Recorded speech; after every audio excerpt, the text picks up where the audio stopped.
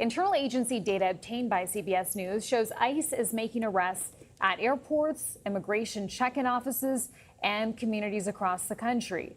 The agency is being pressured by the White House to record at least 2,000 arrests each day across the country. An average of 1,500 detainees were entered into ICE custody each day last month. And more than 46,000 people are now facing deportation orders for alleged immigration violations. So for more on this, we want to welcome CBS News immigration correspondent Camilo Montoya-Galvez. This is your exclusive reporting. So Camilo, tell us, what have these raids actually looked like in the past couple of months, and who's being targeted here? Good morning, guys. Well, after the killings of Renee Good and Alex Preddy, two U.S. citizens in Minneapolis in January, we saw the administration scale back immigration enforcement to some degree amid bipartisan criticism and backlash.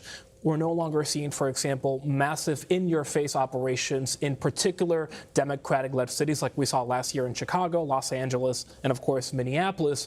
What we are seeing now, guys, is ICE dramatically expand enforcement in a somewhat more quieter way by, for example, cracking down on non-citizen travelers at airports, by sending more ICE agents into communities across the country to arrest people, yes, who are in the country illegally and also have criminal charges or convictions, but also arresting anyone else who is undocumented and who they find in those locations. And as you noted, the White House is demanding 2,000 daily arrests. In July, according to the data we obtained, ICE was detaining an average of 1,500 people per day, so they're getting closer to that 2,000 per day goal. We should also underscore that even though I mentioned that the enforcement is somewhat quieter now, we did see two ICE agents kill two immigrants in July in Houston and Maine, and some of the arrests at airports have gone viral, so there is still some controversy. You have this exclusive reporting today. You also spoke to Ohio Governor Mike DeWine last week. He's a Republican. He told you that one of the things he was concerned about and he was raising with the administration is the ending of TPS for Haitian immigrants in this country. Have you heard of response at all from the federal government about what the governor is requesting?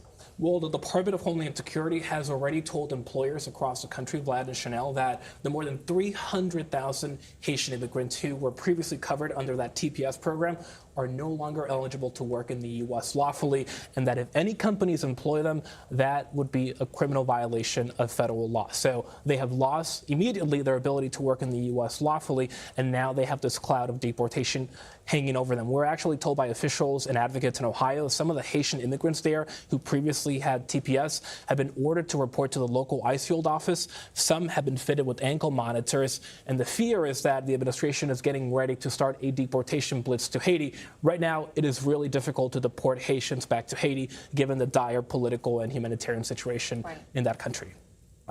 One last question.